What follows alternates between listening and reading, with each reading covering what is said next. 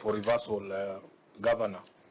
The problem we have in this committee is that not all of us are very well versed with these systems and those reasons. You've given 3 reasons.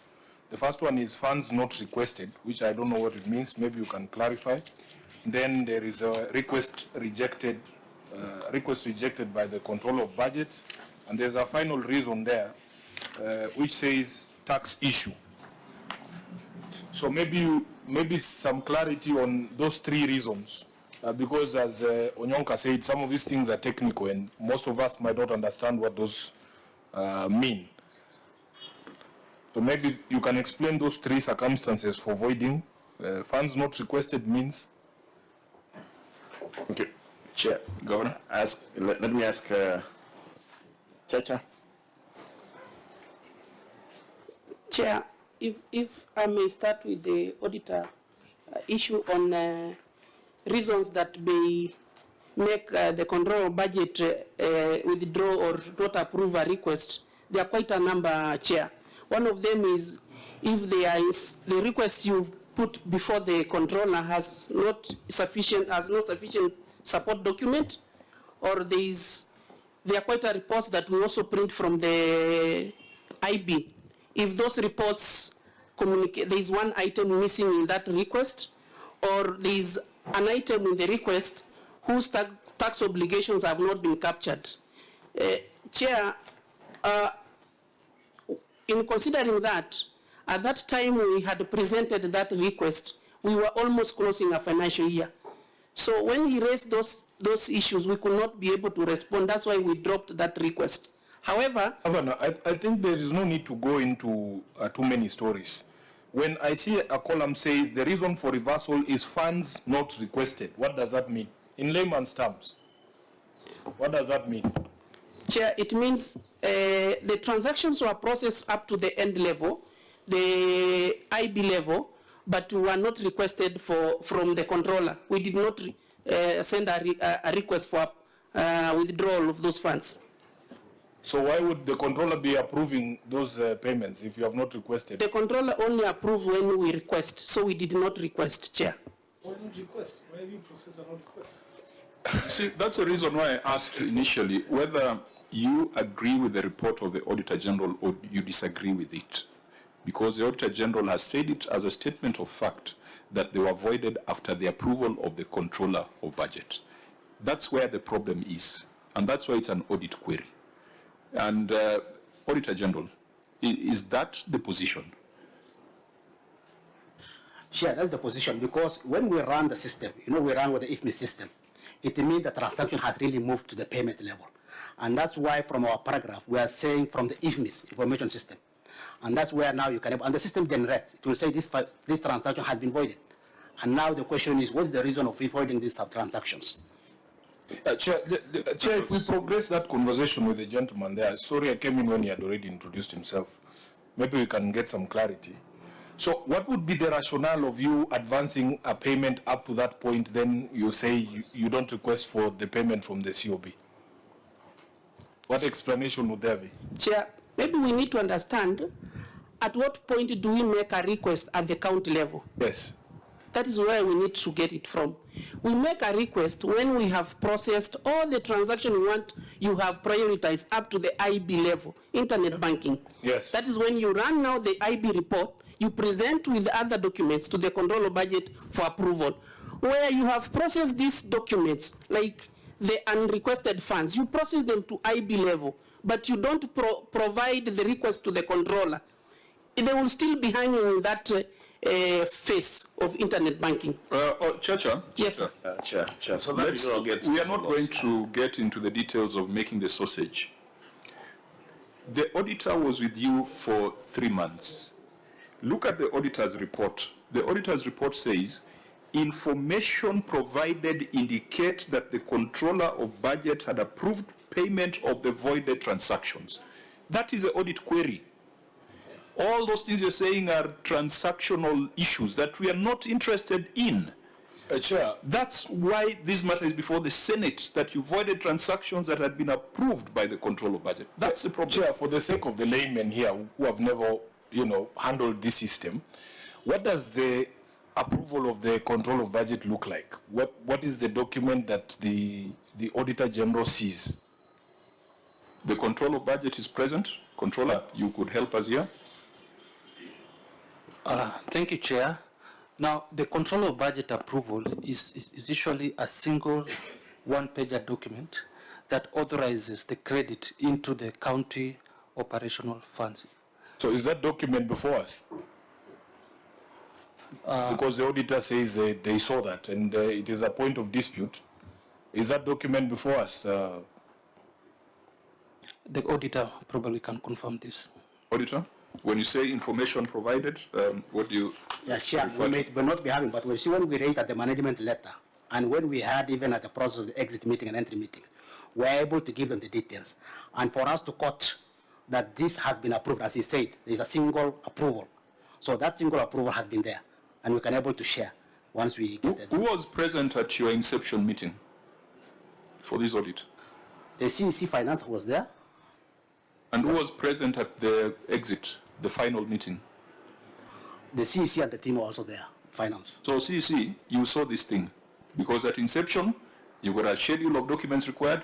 At exit, you got a management letter, you probably have a draft report. Why are you wasting the time of the Senate? Chair, I'm sorry I'm not wasting the time of the Senate. We have had several meetings with the Director Audit and have supplied those documents and explaining him at the level of movement of requisition. The documents have been supplied to the Auditor and he can confirm the same. Senator Wambua?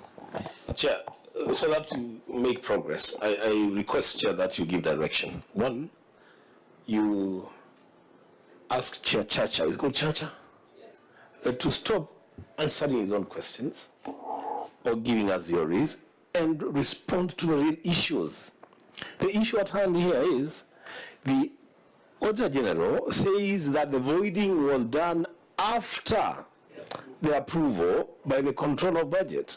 Now, those are things about internet banking, though we're not interested in that. Let's deal with the issues here.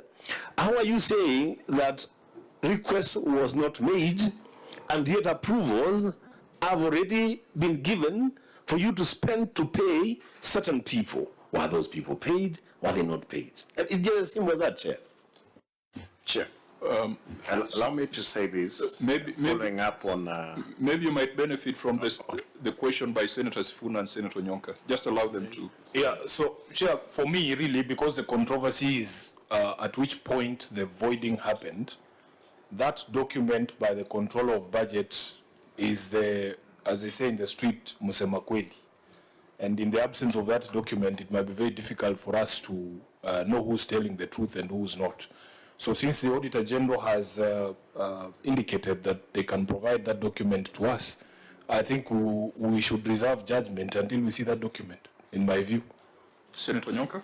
Absolutely, Chair. I support. I would hope that the control of budget, other than, the OAG, other than just getting the IFMIS audit report that is showing who had been approved for the payment to be made, I would also like you to show when they made the application after that who was paid. Because that then gives you whether people who had worked 6 years ago, 3 years or 3 months are being paid and the ones who are supposed to be paid were not. The issue we are dealing with, Governor, is not really a matter that you don't understand. We have a problem, and it's not Kisii County only. I just want to say that we have reached a stage where very many individuals who have either worked with the county government currently or even before, and it's not Kisii, it could be Nyamira, it could be Homa Bay, they are all saying that once everything has been prepared, the invoices are prepared, the thing runs through up to the IFMI system, goes to the controller budget, that is where the changes as to who is supposed to be paid are made. So as a result, like this case, the controller budget said we have approved pay these individuals.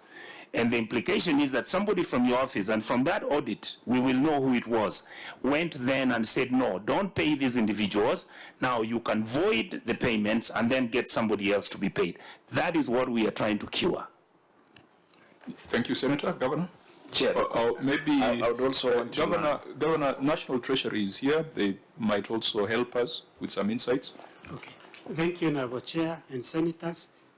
Probably I would like to hear from the Governor on this issue of the consolidated payment, whereby 2 invoices were consolidated to be paid as one. As an accountant, I would wish to hear what accounting principles would have been offended if the 2 payments would have been made instead of voiding and consolidating. I would also would like probably to be educated. How come that those 2 payments that were avoided did not form part of the attachment? Because that would have provided more credibility instead of just making a sweeping statement to explain. And I would also want to comfort that this is not one payment that is repeated twice in terms of payment. Thank you. Okay, Governor.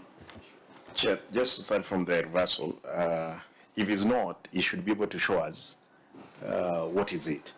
He can't just assume that it wasn't from facts, as it were.